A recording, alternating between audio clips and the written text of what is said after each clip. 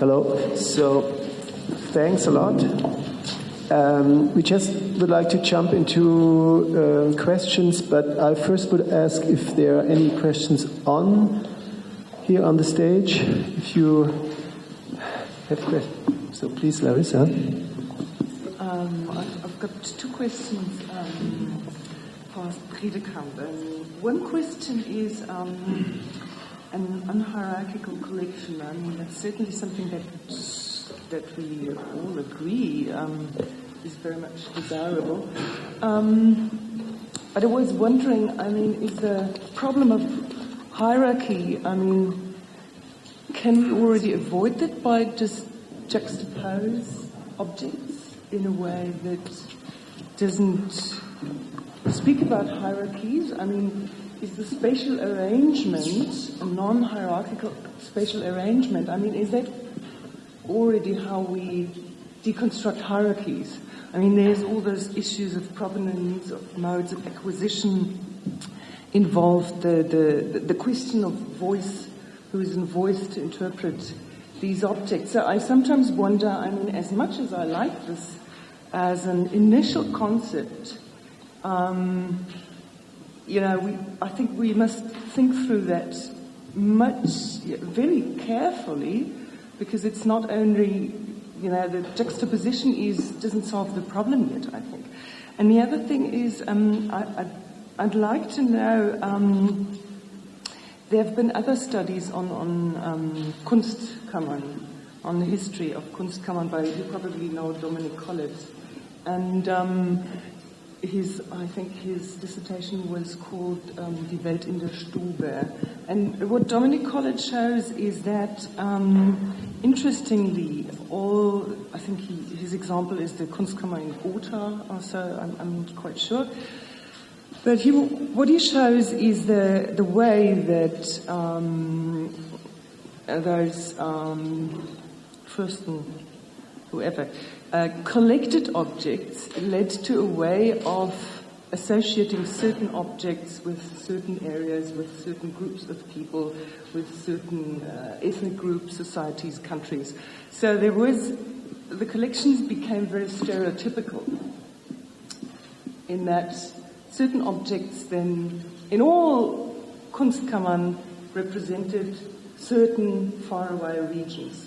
So how do you avoid or circumvent the problem of sort of stereotypicality that the Kunstkammer created? Because I think that's something that also in a Museumsinsel, with this Islamic art and its sort of Humboldt Forum, we probably will struggle with the same problem that certain objects stand for certain areas, for certain cultures.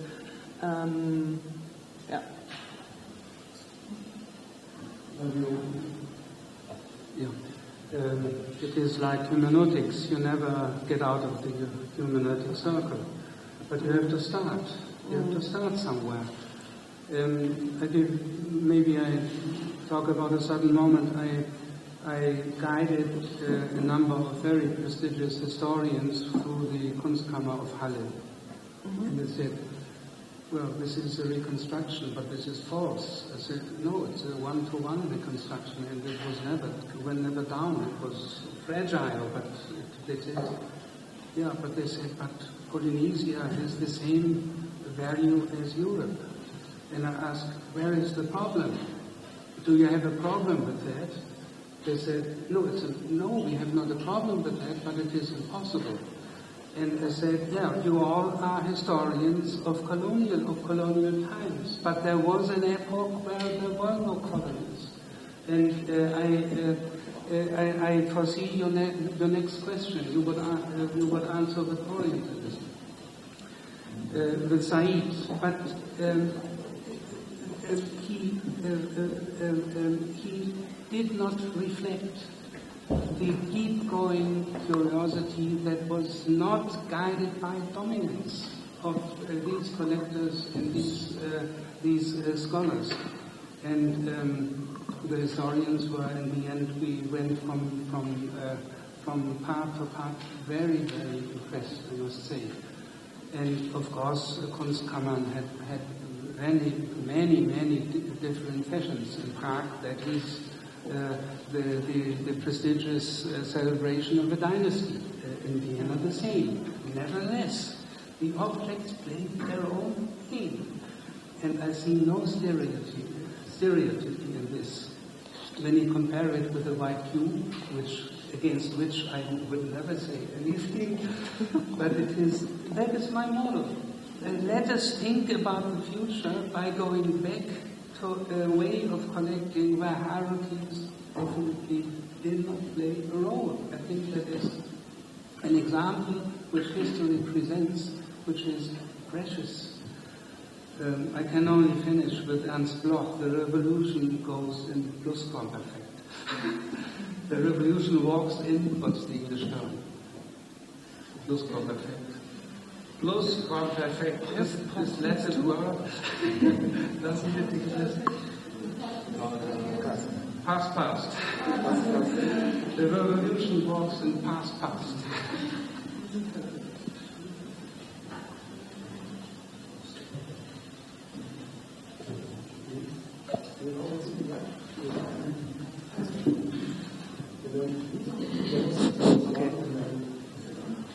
Okay.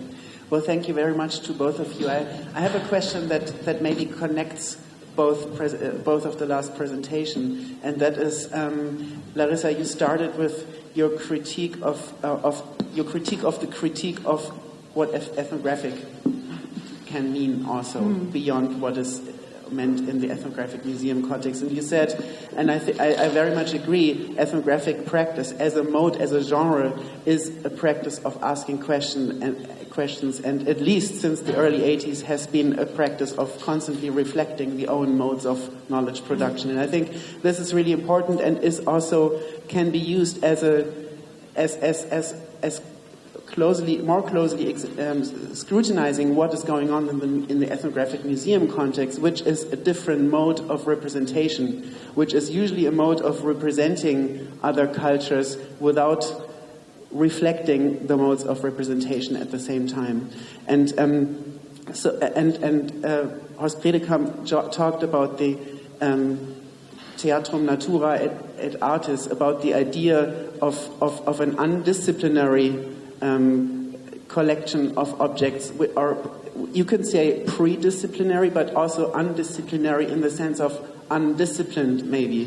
And I think this can also be used as a critical examination of museum practice that is very much disciplined in the sense of categorizing between usually territorially defined cultures, as we can see in the Humboldt Forum context, which is, I think, really problematic. And if you look at how those cultural contexts are being represented in the museum planning in the Humboldt Forum, I do think it is a very colonial mode of representation. I've heard curators say, for example, well, before you arrive in Africa, you will have to cross Oceania in the castle. So the collections on display are actually being talked about as continents that you cross through. And I think this is very much, I mean, even though this is a very kind of like everyday practice of curatorial speaking, I think it tells a lot about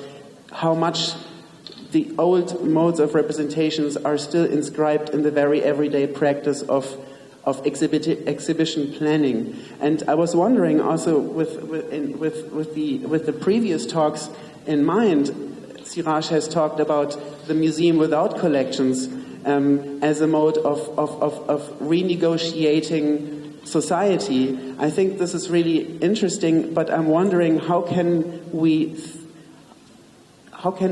think about the museum as with its very kind of deeply embedded logic of separation, of departmentalization of the world from the viewpoint of Europe in the case of the Humboldt Forum. How can we actually, are there other modes of reworking the very notion of the museum, and aren't there also, would there be other terms that could be fruitful besides the museum? Theater is one, and the argument in 3D, what you said, Larissa, I think it's a really great way of thinking museum practice, but in a way, I feel like the term museum already kind of prefigures what is the space of possibility. And I was wondering, with reference to the Chamber of Curiosity and Art, and with the ideas that Larissa, that you presented, what could, in the Humboldt Forum context, but also in other contexts, what would be fruitful ways of maybe other modes of terminology and reflection? Thanks. Should we collect? Because we have another question, I think, to the second one. Yes. Excuse me. Mr. Bredekamp, could you please explain again what was the point of the first picture you were showing? I mean, was it some kind of symbol for you were talking about the appreciation of this specific kind of so-called art, and the title was saying what it says. I don't want to repeat it, but couldn't you at least make a comment on it and not just using it as if it is okay, because I don't think it's okay, actually, to just, without any comment, just Negerplastik. What was the point? And what was it like?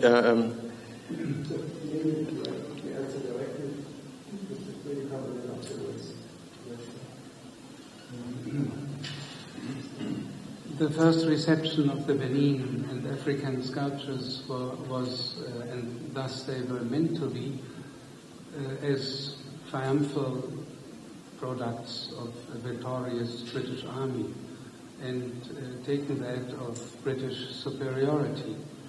And these objects came on the market and were sold and were bought worldwide. And many of them came to Berlin, and I must say that this is another story, were collected even before.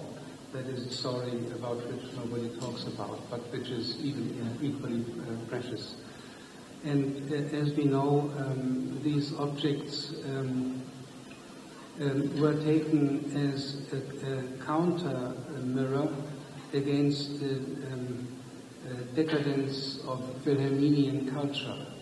So, well, this is too well known to bring that forward. These objects were taken as the counterculture against the contemporary distraction in the Bohemian German society. So there were critical counter idols against the own culture. So they became extremely appreciated, mainly by artists, expressionists, and Karl Einstein, who then afterwards worked for Bataille, together with Bataille in Paris. Karl Einstein, one of the greatest intellectuals from that time onwards, wrote this book on, Negerplastik, that was the technical term. And this book is the first that appreciated these sculptures as sublime, almost sublime objects of individuals that can be compared to the absolute climax of European art. So in this book, the African sculptures were estimated of higher value, with fantastic descriptions, than the European works of art. And this kind of comparison is astonishing and I think worth mentioning. That was my point. And the British couldn't foresee that. That is the anarchy of the object. But you're using this term in a neutral, saying it's a technical term, and you're referring to it as a technical term? In 1915. Yes, that is a technical term. 1915. It is Negroplastic. It is a technical term. What else? the term Negro was only abandoned in, I think, 1970 or so. Worldwide, it's negroplastic, and nothing bad with it. So, but I still don't get it. I really... It's like that point, that time, space, it was not debate in another point. Yeah, but you should make a comment. Präzisier das nochmal.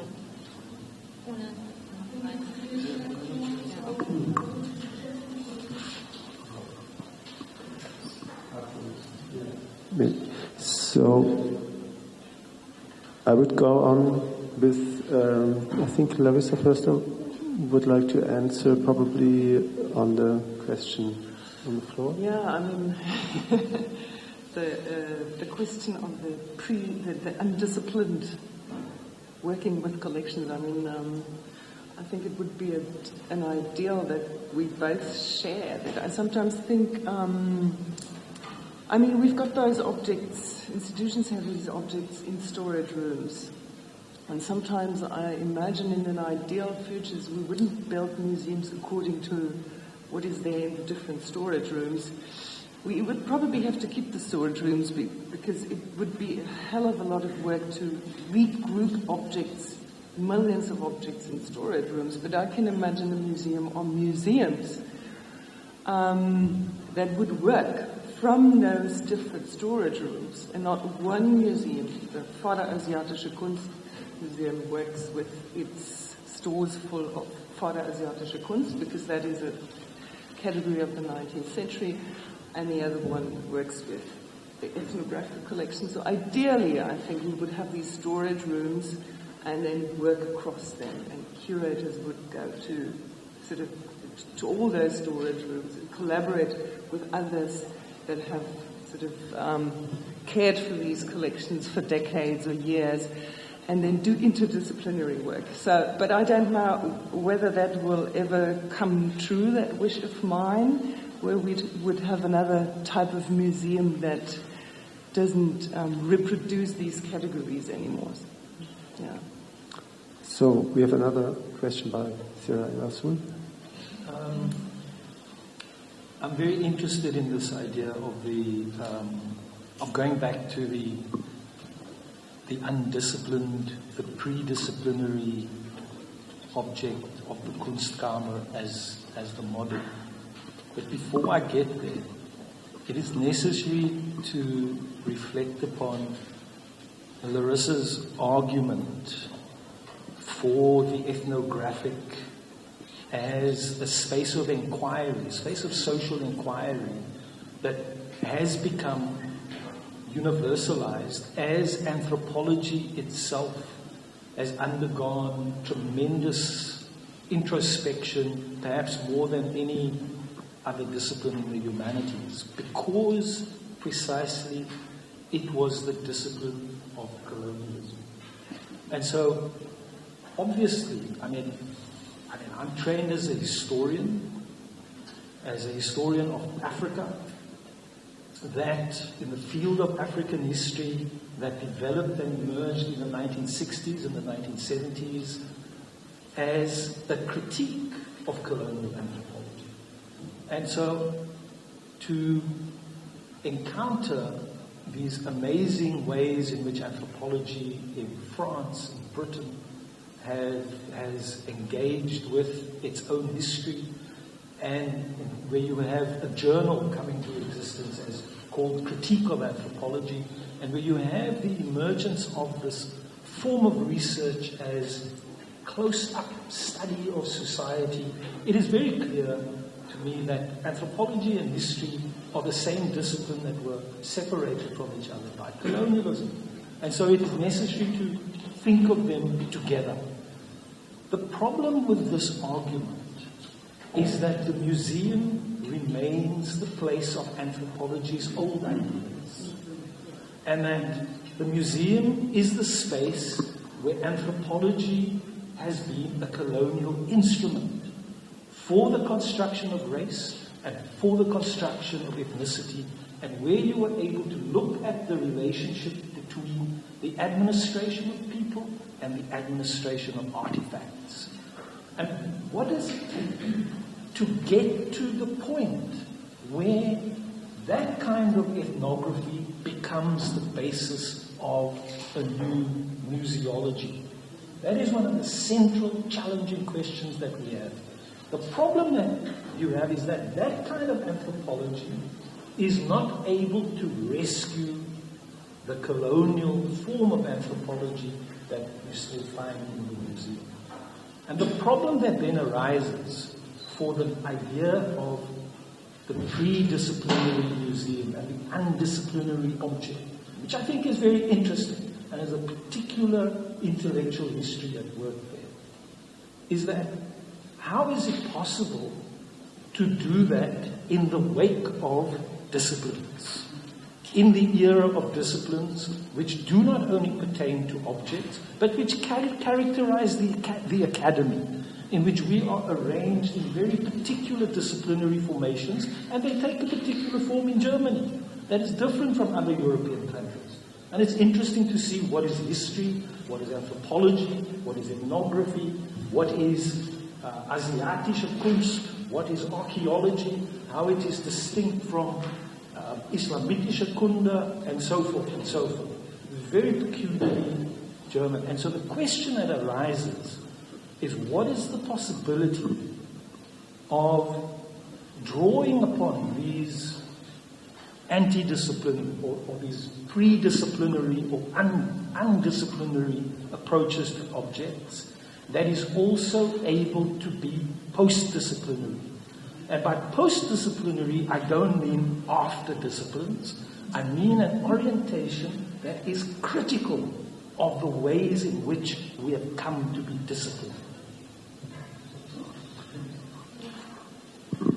I just want to say that I find the idea is interesting to deal with the Kunstkammer and the Wunderkammer, and this, maybe now we have the term post-disciplinary, because I also find it quite hard to get back to this concept when there have a lot of things happened and we have these critical thoughts.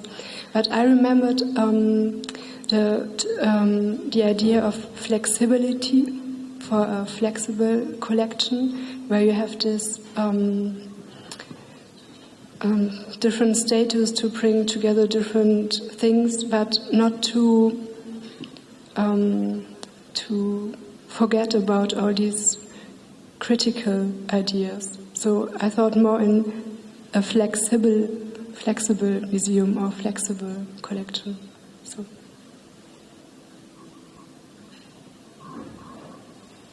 So, would you want someone more to answer, or would we collect another question?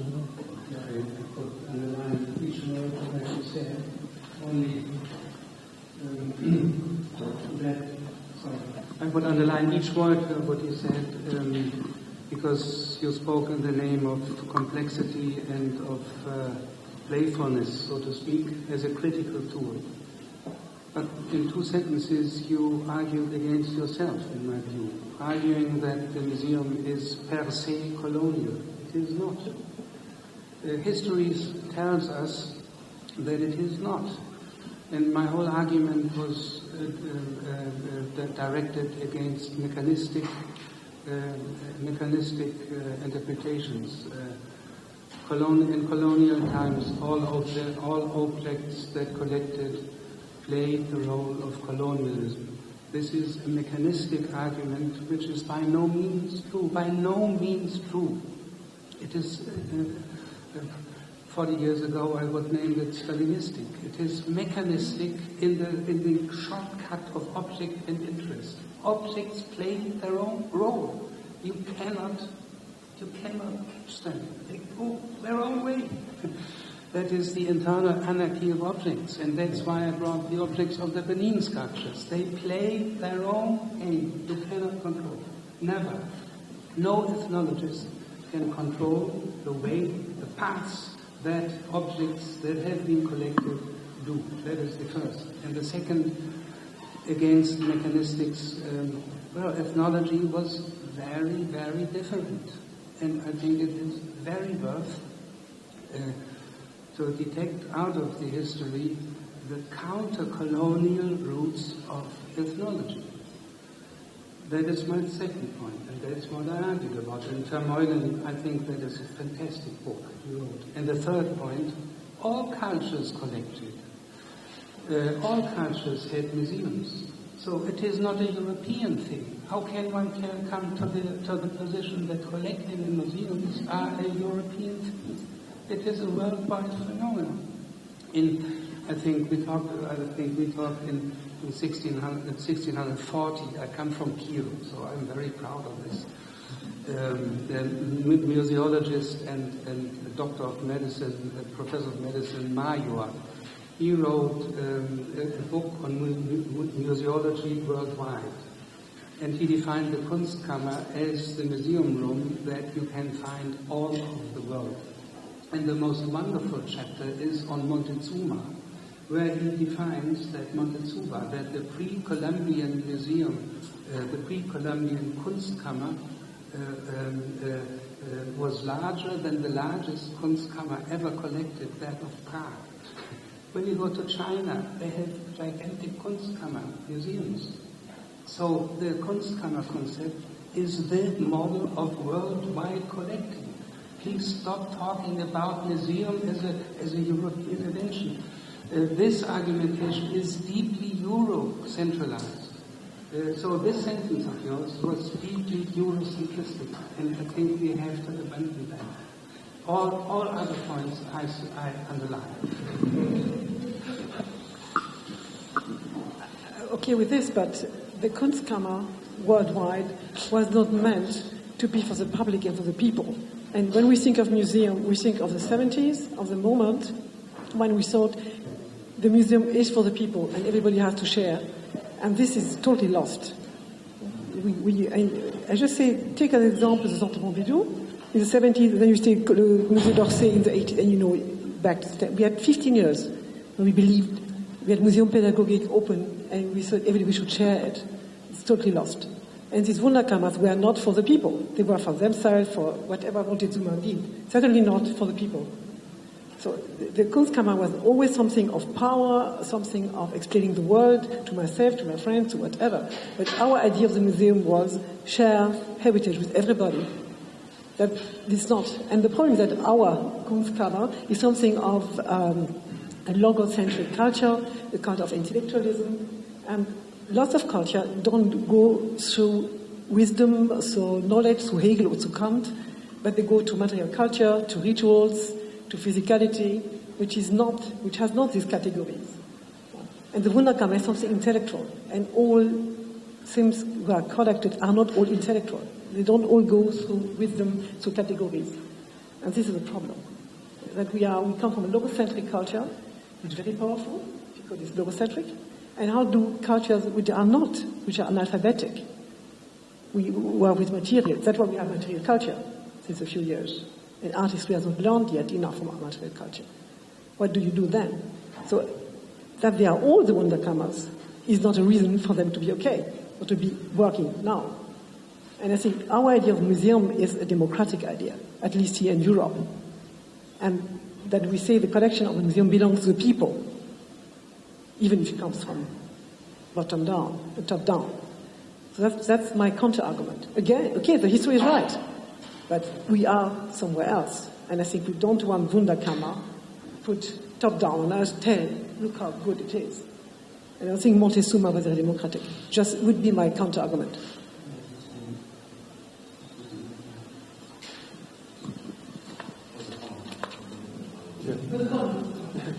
All right. Thank you. Now that we were talking about our German heritage, our past, and how we are going to present that, I thought about discussions this morning at the Floor Plan World Cafe, where we were talking about the current multiculturalization of our own society here. And so from my perspective, we are witnessing how the former colonies and the former centers of the colonial nations are fusing with each other in a certain way. So there's a lot of migration going on. And my question goes to Mr. Kunz and Mr. Bredekammer at the same time. So I think you are probably witnessing the same phenomenon in Switzerland. Could you both please talk a little bit about how this multiculturalization in our societies can be included in your own methods of representation in your museum projects? Or maybe how can you be mediators of all the heritage that you have in your holdings?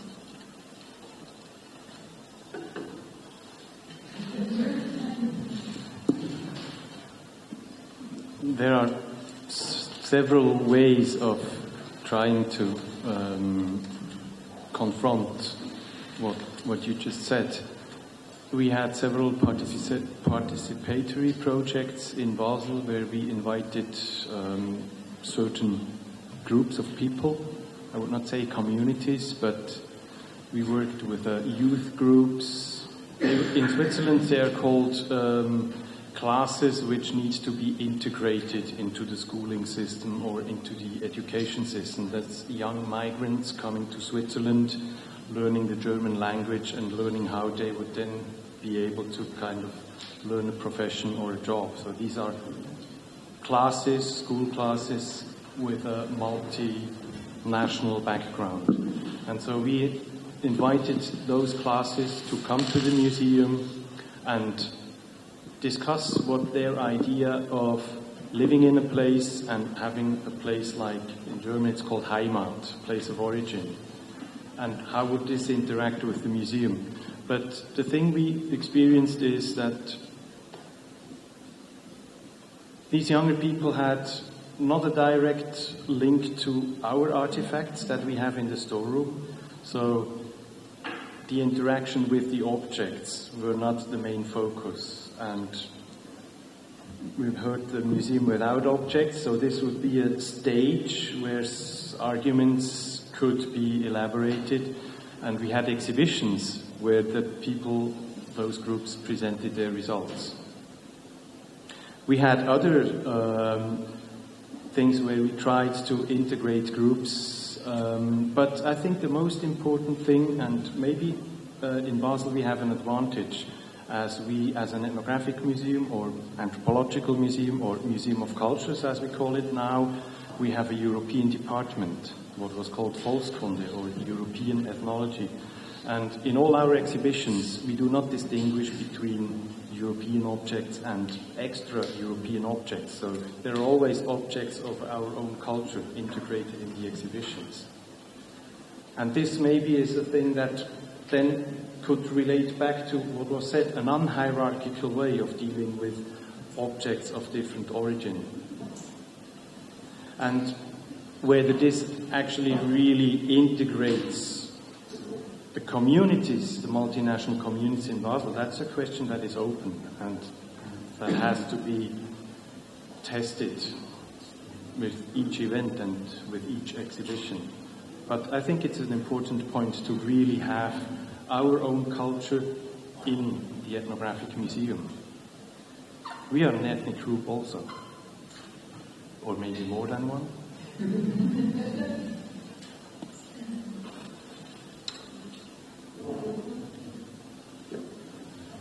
Yeah, in my view, the ideal would be that visitors could create museums of their own through replicas, go home and send proposals back to the curators in order to perhaps change the rooms. That would be my ideal of a museum, which is of course in conflict with the curatorial duties of those who care for the objects, and that is the problem you mentioned in the Humboldt-Forum.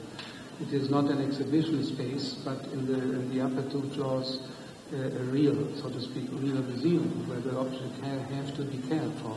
So you cannot just put them around as you could in the Kunstkammer. Kunstkammern were laboratories. You could ampas, you could put them, whatever you think about, you can rearrange them. Look what comes out. And this is, for me, the ideal of a museum. So I could think of arrangement of visitors which are then at least documented. So you have in 5 years, I don't know how many proposals for a rearrangement, and then you can see how deficits from areas of the world are. For example, there could be a wonderful documentation, and smoothly it could change also. Apart from that, and this I have done in the exhibition Theater der Natur und Kunst in the Gropius building, permanent reflection within the rooms of the museum. We had 2 rooms of exhibition and then 1 discussion room. Permanent. So each day there were discussions, lectures, etc. about the objects within the museum space, not outside, not lecture halls outside, but in the real, in frame of the museum as such. And that was a very strong dedication of the reception of the works that were exposed. And the third point, there should be rooms that are changed continuously from the beginning. And I speak now for the Humboldt University that has 1 space in the Humboldt Forum, and there we will demonstrate science in this process, not as an illustration of what has been researched, but the research process as such. So we did that in the exhibition Anders zur Welt kommen 5 years ago. It didn't work. But we have learned, and we would like to have a huge area where science is exposed in discussion with visitors in the process. And so you do not illustrate what you have read in the newspaper, but what you cannot read because it is not yet finished. So to present the process of thinking in science, that would be the third. And we have many ideas about participation. When visitors come, they select objects, but I think this is done in all worlds, in all museums worldwide, so that you via apps you can get into contact with people who are not here there. You embrace them when they come, you guide them to their objects, etc. So you have many. We have a project with Turkey, with Turkey. So we like to. Berlin, as you know, is the second large Turkish town after so we will of course have very close contacts to all ethnies in Berlin, because Berlin, as we all know, is a migration town today, of course, more than ever. And so these are possible answers to the question. Let us see 4 years from now. Well, I would like to come back to this point of participation and participatory museum. As I said before, we're lacking funds to start a museum in the university. We ask people to come to the university and we recorded them. And the second step, we ask each student to bring something from home. And we were amazed, astonished, that students brought, these artifacts, and each one wrote a story about, the artifact. How precious. There are, futile things, not expensive, but for them, they were very precious things, and they established a bond between the university and, the family and, where they live. And now, students bring, their sisters and their brothers to the museum to show them the artifact that they have got in the previous year. And they are very proud that they are represented in this museum. That's participatory museum sometimes could be a good thing and for the community. So it breeds this pride and this sense of belonging. I would like to add one argument, because I like that very much. But for me, it's not only about people with different nationalities or different cultural background, but as you said, this is a very good example. It's also across age grades in our own society. Our museum's visitors are 60 plus, not even 50 plus. So by inviting school groups and the youths into the museum and doing whatever an installation, be it with objects, with collections or not. So it's not only crossing cultures, but it's also crossing an age gap in our own society. And this is an aspect that I think is also important when we talk about integration of different sections of the society. Please. It's very interesting to be, I suppose, to be presenting Eurocentric arguments.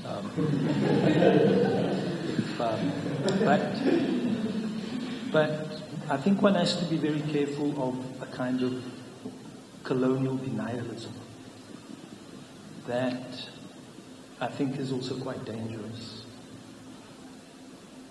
Of course, it is necessary for us to think about ethnographies, multifarious histories, intellectual histories, and of, as Professor Bredenkamp has done, has reminded us of understandings of the world that were not predicated on hierarchies. But when your experience of the museum is in a society that has experienced multiple forms of colonialism, the colonialism of enslavement during mercantile capital, the colonialism of the Berlin Conference, as happened in the Cape, of the formation of the Union of South Africa after the conquest of the South African War, and of the conquest of Bantu-speaking states. And you then project into a democratic society in which you work with these kinds of resources through which the museum was made, in which people do not recognize themselves. What they see is the work of colonialism, and by that I mean the intellectual work of native administration and the intellectual work of the formation of races through measurement. What do you do with those resources? How do you turn these into democratic museums? So when I say we have to deal with colonialism, the concept of Europe is a colonial category. As it is being remade right now, you have a reworking of an internal colonialism in Europe. The concept of Aus-European, of non-European, is a colonial category. And these are the intellectual histories that we can't jump over as we find that more humanitarian history. And we need to be careful of humanitarianism, because humanitarianism emerged out of the desire to protect. It emerged in the post-slavery world. And so, for me, these kinds of projects such as the Humboldt Forum will succeed through the critical questions that they pose. And I think just one of the answers lies in the kind of intellectual history that you have sketched for us. It's very important. But I think another needs to be a questioning mode of the various manifestations of colonialism, the most enduring of which has been epistemic.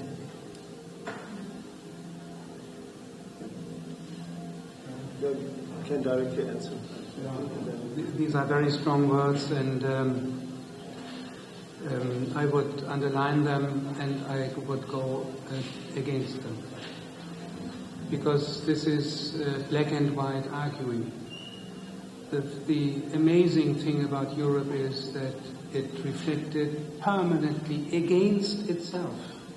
When you forget Montaigne, when you forget Leibniz, when you forget Herder, when you forget the Humboldts, when you forget Bastian and these guys, you create a face of something which does not exist. The amazing thing of Europe is the counter-critique of terrible things that happened, which was and to forget this means to encapsulate oneself into a fixation which does not help to argue in the contemporary real things. When you talk about colonialism, one should talk about China, which is colonizing Africa in this very moment. This is an issue which one should discuss. And it avoids to talk about black exploitation through black, which is a terrible thing in Africa, as we know. As in a large sector, of course, a product of colonialism, but not only. And that's what you hear from Africa all times. So the fixation to a black face of Europe is not only a correct face of Europe, it also hinders one to grasp the real problems of our times. And this, I hope you understand that I brought that forward. I underline what you said, but it is only one point. A little bit following Mr. Bredekamp, I think it's too hard. Like you reduce it to only one category. And the story of a museum has so different categories. An example, when you can say it's a part of the imperialism of a French to German. Look to Napoleon in its Weltmuseum. But look, nowadays, what is the role of the museum for a very decadent bourgeoisie in all the countries over the world? I think that's not only a scientific mistake what you make, but also when you wanted to need it, the museum as an institution of liberation. And it's a long tradition, like you say. It's really a part of Enlightenment. When you say Enlightenment not at all, then you can also close it. But if you think you have to look to the museum as a positive instance. And I think when you look to the last 150 years, we can see that I think the museum is a little bit more on the better wing, differently to all the conservative, colonial, imperialistic things. And if you not make the difference, you have to change to make any good museum all over the world, without or with a collection. I think you should probably collect. There was another question. I'd like to go back to the topic of the Kunstkammer, and as a teacher on that, and as far as I know, they collected, in the Kunstkammer, they collected non-existing objects like the horn of a unicorn. And how would that object speak for itself, or how does it speak for itself, or what kind of model would it give to this kind of future? Usually I got another object in mind. I saw 3 mermaids. That was, as far as I know, they were collected by natural history museums, but it's also like a Kunstkammer thing. So, and we just talked about it before, but so collecting mermaids, I mean, you said that there was no intention of domination, but they are actual mermaid skeletons which were made up for white collectors by inhabitants. But the fact that they bought it is also that those dark places are places where such thing as a mermaid can exist, which is also, and they are in collections right now. So that also suggests that there is a kind of hidden domination in that kind of collecting. If you know what I mean. I mean, if you suppose that there are places where there are mermaids which are non-existent, then you think that those people are different, or those places are different from places in Europe. So there's kind of... Yeah, in the Kunstkammer as attractors, what we today would call attractors in the museum, precious pieces. A number of pieces were the exceptions and things that were not regular. Behind it was the concept of natura naturans, a nature that wants to change itself, but it cannot. So mermaids exist only one time. They cannot copulate and become families, so to speak. So the nature always wants to transgress, but God has given the existing number of species, and the nature always wants to get beyond, but it cannot. And the products of the wanting of change are the unicorns, are the mermaids, are the animals with 2 heads, or dogs with 3 tails. These were collected as objects, so that there was a natural philosophical frame within which they were collected. The nature wants to go beyond, and we collect these exceptions, and they were the eye-catchers. So it's not a dominating thing, but Tsar Peter I argued that each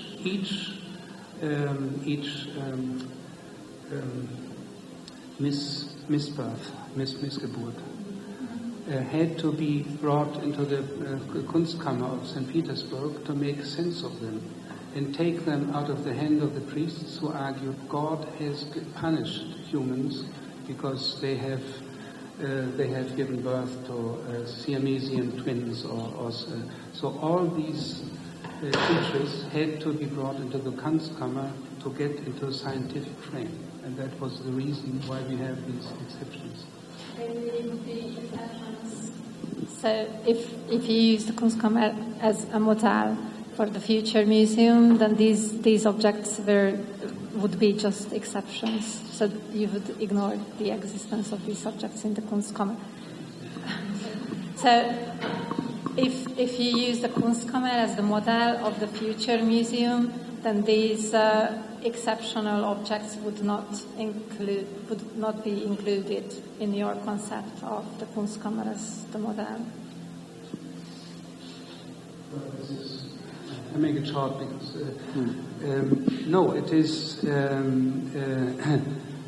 these creatures were collected in order to demonstrate that they are not the product of the devil as a punishment by God, but as something that is inherent in the productivity of nature as such. And they were collected in the sector of nature, where the productivity of nature was shown. And there was quite the opposite. To 19th century, they were not objects of freak shows, but objects of demonstrating what nature could. For example, the hairmen from the Azoren, which became very famous in Vienna and in Prague, they were celebrated as something that was very precious, and as human beings that were very precious. So the exceptions were estimated as something special and of special value, and not taken as products of something bad as a freak show. That is 19th century, and not Kunstkammer. So please, Larissa, first now. I'm actually somehow surprised because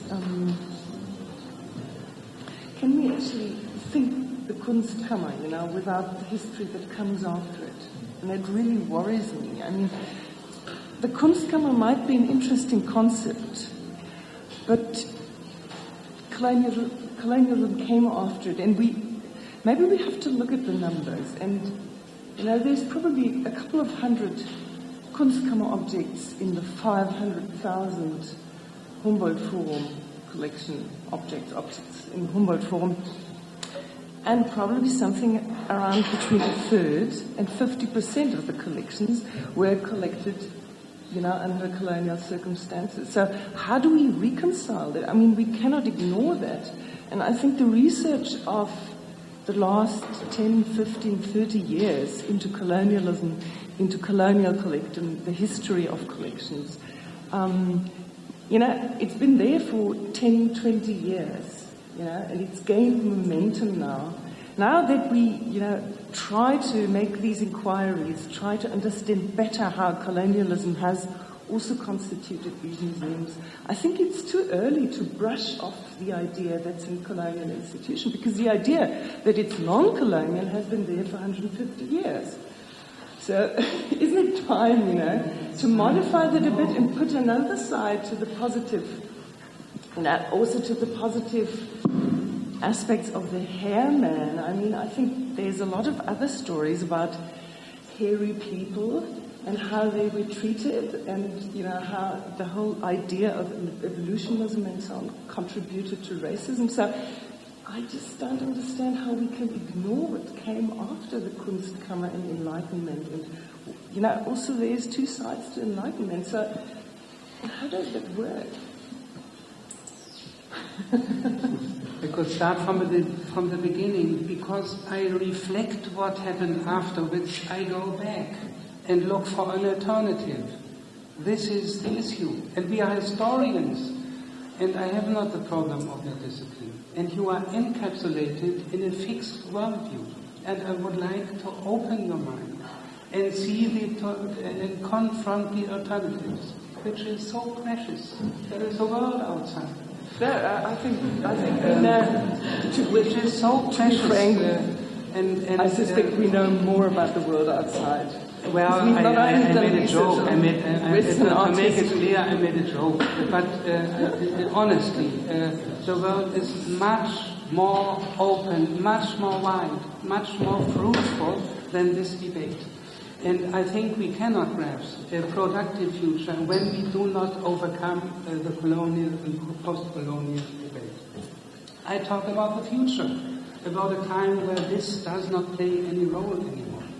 Go beyond it. We have to confront a world where this is not allowed to play a role anymore.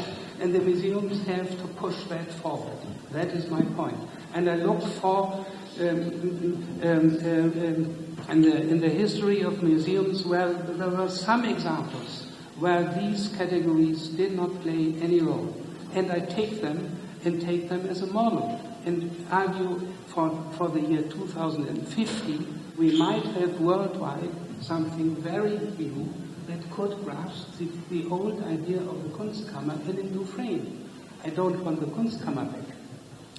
Well, why not? But I talk about a principle where these categories do not play the major role, but where the objects play a playfulness which brings new ideas, new horizons, and that is the issue of our times. And to talk about Europe, I think one of the greatest sentences about Europe was brought forward by Lévi-Strauss, who is, of course, the father of post-colonialism. His last book, Écoutez, Regardez, Lire, argues Europe now is in the status of the Amazonian tribes. Save it, protect it. Because when Europe is lost, everything is lost. That is the last word of Lévi-Strauss. And I think that is very wise.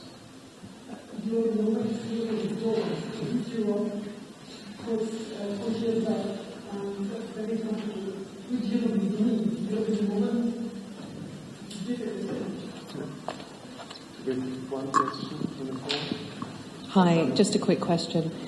I wanted to mention that when people talk about colonialism, they talk about it as if it's a period of history that's done and dusted with.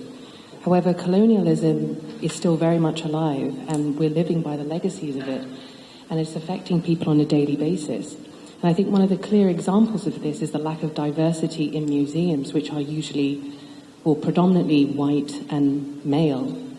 And my question really to the panel is, has anyone decided or thought of ways to be more inclusive with minorities in the actual curatorial team, rather than just having a brief or temporary think tank, rather than having someone maybe on the board or someone with say in how their own cultural history is portrayed?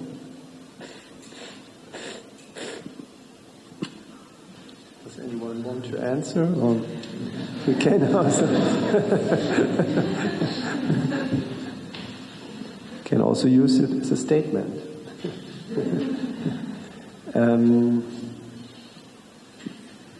There's another question here, but maybe we come back to this later. I have a very, very simple question. Given the fact that the Humboldt Forum will open in 2019, we are talking about an already stated museum. The planning is going on and the preparations are going on. So we are talking about this right now, a lot of Humboldt, but there are many more museums, many projects going on. So will there be exhibitions and presentations of different models parallel to the opening of the Humboldt? Are there collaborations and something like this? Because we are going in circles, this is my impression, and the time will go on, and 2019 will happen. And so are there other projects going on and maybe manifestations of other discourses?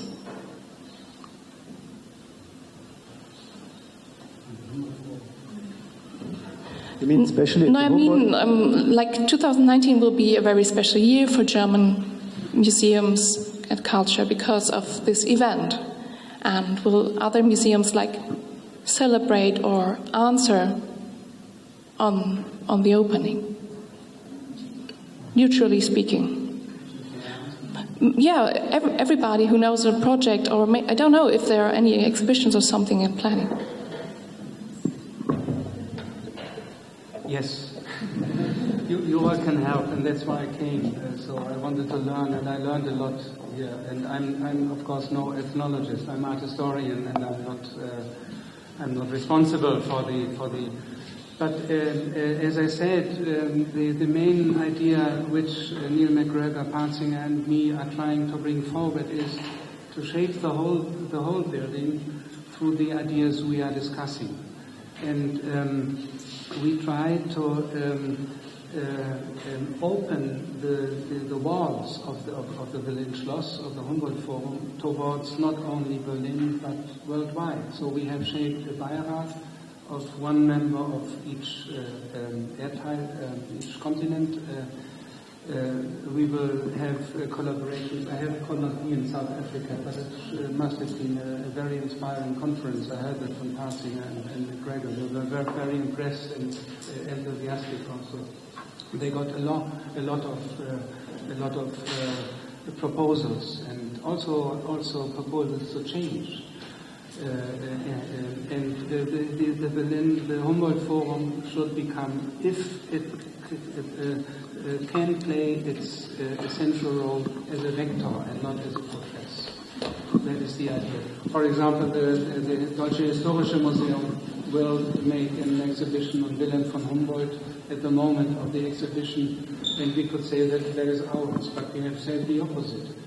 And now the discussions begin how to interchange with the museums Insel, which is absurd in my view, that up to now the Museumsinsel, which has also so many remains of cultures, objects of cultures from non-Europe, outside Europe, is not discussed in the frame of the Humboldt Forum. And ideally one would rearrange everything, which is impossible, but ideally. So this is the vector towards, or the direction towards it's going to be. And we have a ground floor where exhibitions, I think 5,000 meters for exhibitions. And that is something. So we one question here. I have a big advantage in my research work. I'm working about a culture who, plus minus, it's not changed about over hundreds of years. And so I can ask them how, so the Buddhists, so the people in the Himalayan region, how they want to get their things presented. And if I ask them very concrete, I become very concrete answers. So shouldn't it be the way to ask them more what they want, and we try to fulfill their wishes, to create in a global way, on a global world? That's my question to you. Yes.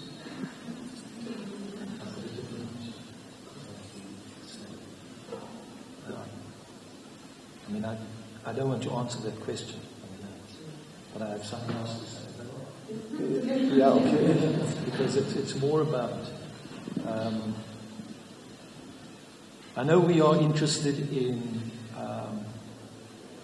the remaking of Germany and the remaking of the museum, but if one thinks of where else in the world is there a major museum project that is presenting itself as really epochal, of an epochal order that's going to really, that's so profoundly new, then later this year you're going to have the opening of the National Museum of African American History and Culture on the Mall, in that final space that is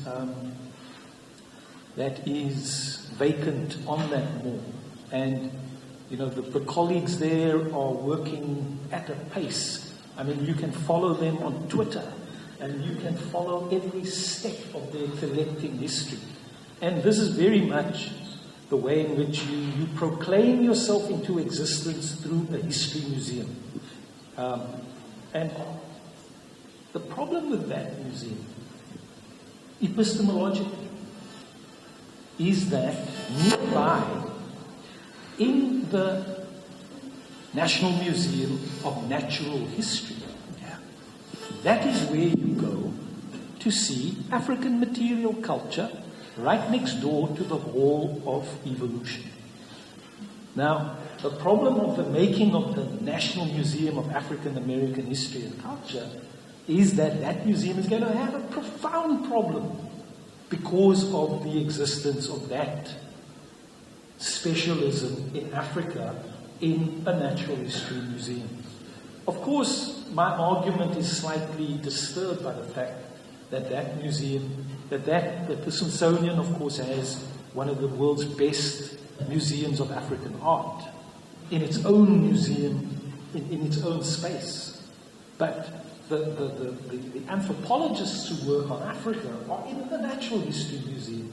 And they're going to... So the question is, what is going to be the impact of the formation of that museum and the ways in which African American history is narrated in its originary Africanness via slavery through African American achievement? What impact that might have on the Smithsonian as a whole? And in San Francisco, there's a Diaspora African Museum. In San Francisco, there's a new museum called of African Diaspora. So we have different African American work in their own history. But that is a good thing. And I think we speak from the museum, but it's a forum. I think the best thing in the Humboldt is it's a forum. They are meant to be a forum. The Humboldt Museum is not a museum, it's a forum. It's meant to be a place of discussion. But I hope we have realized here, everything, I'm thinking like boys, the museum is a place of constant conference. And I just heard that the Tate Modern is going to open new spaces, and several spaces are without object for people to meet, to have a place to talk. So I think that's the point, that the museum is going to be in the Zivilgesellschaft, I would say in German, where is a place where the society might think about oneself. There is no place anymore besides the museum. Everything is totally commodified. All images you see in public is take me, buy me, suggesting what you need, what you don't need. The only place where you are free in your head is the museum. And I think it's the only place for being civil in the public. And in the place of public. And of course, the museum is also a place of commodification, but it's the idea of be a forum. But who gives the space and who is going to come in? This is a problem of what I call Kulturpolitik. As you say, if you don't teach children that there is art or culture, that it's not part of education, you don't know what it is. And as you said, it's not only about races in our society. Between Bildungsbürgertum and the other ones, who is a museum? And it's a problem of Kulturpolitik. What is a place of art, of culture in our society? What is the real place, the buildings for it? Is it a forum? It's a Kulturfabrik? It's a museum? And museum is now used for all the parvenus with their collection because it's a good label. And if you have a museum you want to open, if you don't call it museum, you call it Kunstraum, Forum. No? If you want to change a museum, don't call it museum. Only the one who need it. Take museum. So get rid of the museum has a place for reputation, distinction. Make the forum. Okay, thank you. Well, I had one response to your question about whether other museums would answer. I think the very problem in many of the recent museum openings, and I'm afraid which will also be the problem with the Humboldt Forum opening, is the idea that once the museum is open, it is finished. And this is the very problem with permanent exhibitions. And you have this kind of colossal idea of a museum with collections representing whatever it's supposed to represent, but once the doors open to the public, the process of representation is kind of done. And I think this is something we should really abandon as an idea. And I hope that there is still the possibility for the Humboldt Forum to renegotiate that and to have the idea. I mean, there has been the Humboldt Lab Dahlem, which was in many parts very successful. And in one of the closing conferences, I think, Siraj, you made the remark when there was the question, so what do we learn from the Humboldt Lab for the Humboldt Forum? You said the whole Humboldt Forum should be conceived as a lab. And I remember the director of the Ethnological Museum responded with, of course, we need a space for a lab in the Humboldt Forum, which is a very different idea than what you proclaimed. But I do agree with your point, and I would say we shouldn't ask what other museums would respond to with their respective permanent exhibition, but to abandon the idea of permanence in the first place and really engage in a transdisciplinary or even post-disciplinary, as you proposed, dialogue, and maybe discussions about the coloniality of collections as they have been had today should be placed in a space like the Humboldt Forum with a various range of actors involved, and to kind of deflect from also the dominance of collections, which we so much feel indebted to. You know, that it is only about the collections. No, it's about ideas and what do the collections put in with other ideas? How can the collections be perceived as agents in those dialogues? Take this as a statement. We have one question far behind. Thank you all for your answers so far. I got two questions, actually. The first is directed to Mr. Bredekamp. It's about the Humboldt Forum. And my question is, we're talking about the so-called Kunstkammer, an art chamber, and you showed us a picture of a historical condition and like a rebuilding, how it could look like. And my question is, it has, in my view, very much similarities with a treasure chamber, eine Trophäensammlung auf Deutsch. My question is, aren't trophies, or if there's art in an art chamber in einer Kunstkammer, if there are arranged like we saw it on your pictures, more like trophies, and aren't trophies showing our colonial domination over other cultures? So would it be good to do it as you pointed it out?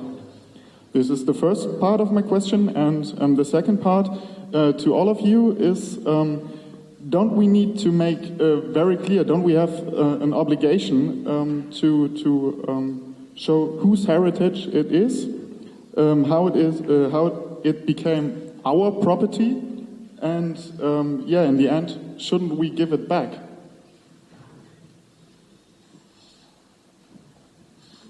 So, first question.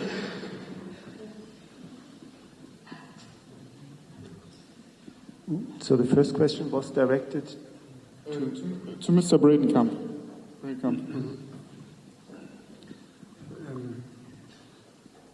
You meant the puppets with the Yeah. What can I say? These puppets in Halle and in the Berlin Kunstkammer were exhibited in the same gesture and the same status as the Prussian kings. So, this is something very astonishing. They had the same representation of their own community or nation or tribe, whatever, than the Prussian kings. A more specified and defined sense of egalitarian, of equality, I cannot think of. And I don't understand your question. It is the example of radical equality. What else do you want? Out of your voice speaks a very selfish presentism that does not accept anything that is not post-colonial. And that is a huge danger because, as I said, you make your world very, very small and you look only into the mirror of your ethics. And that is very selfish, I must say. So it is a huge danger in your argument, not accepting alternatives to your own worldview. And we are historians, and we have to talk and we have to discuss the history to think about against ourselves and not to confirm what we know. This is my answer. Okay, I would radically disagree. The thing is, if you just collect pieces from all over the world and put it into one room, for me, it's like a treasure chamber. It looks like you defeated other cultures, got your trophies, and presented it in your treasure box. That's what it looks like to me. There was no army engaged. There was no sword. No Still, there doesn't need to be an army. Your argument goes to the radical consequence that you are not allowed to learn foreign languages because that is suppression. So I've just heard that in 5 minutes they have to leave of communication because they will.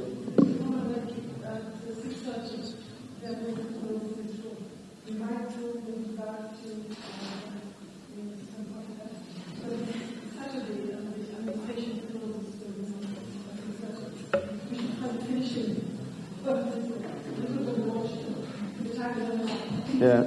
So what does it mean if we are not out in 5 minutes, we are closed in, or should we leave now very slowly, or do we have time for a last?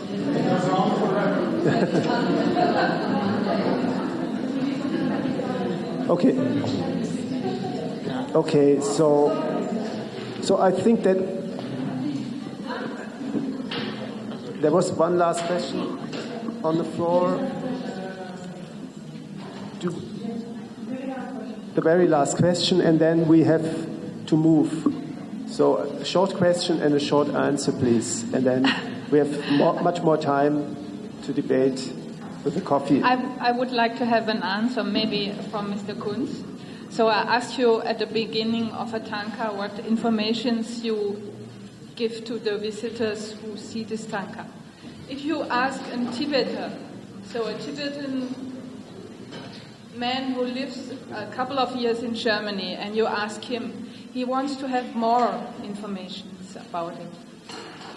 If I ask him how he does feel, or how he feels inside an ethnographic museum here in Germany or in Western countries, he said for him the sacred objects are dead.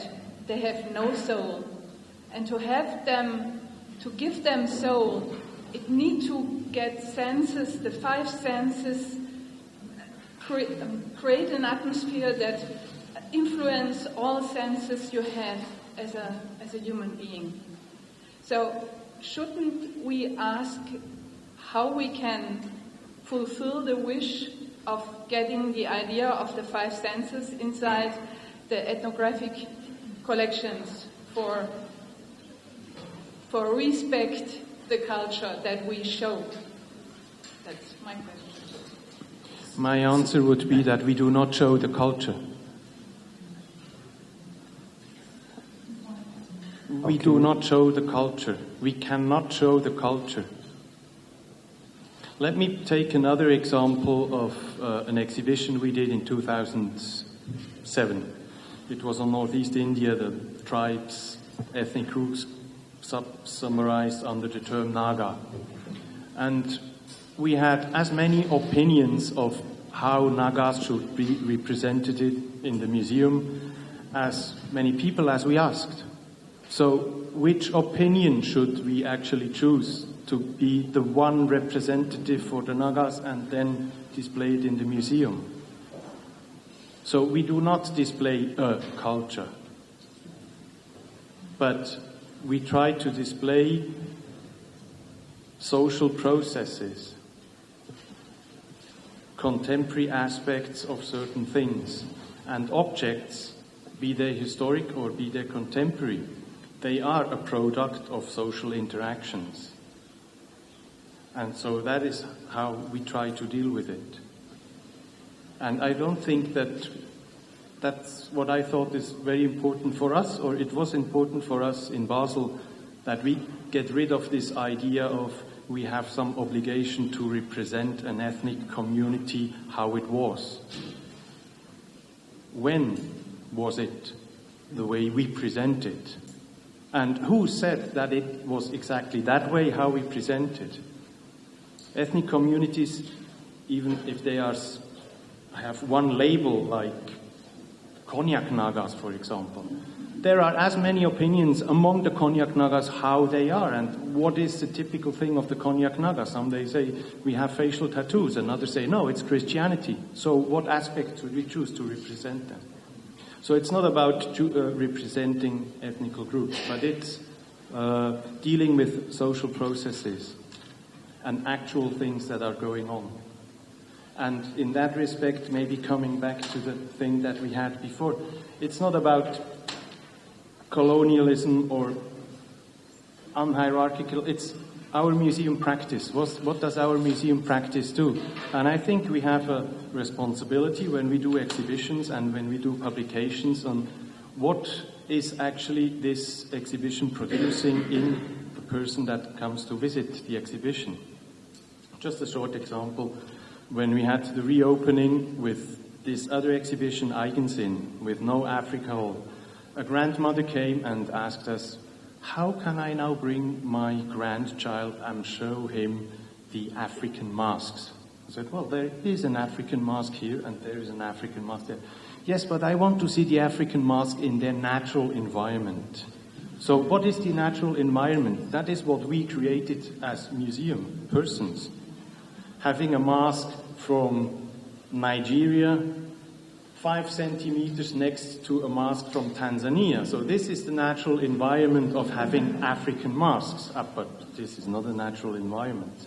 So it cannot be about representing cultures. What are cultures? It's about other processes. I would like to come back to you, Manasa. Okay.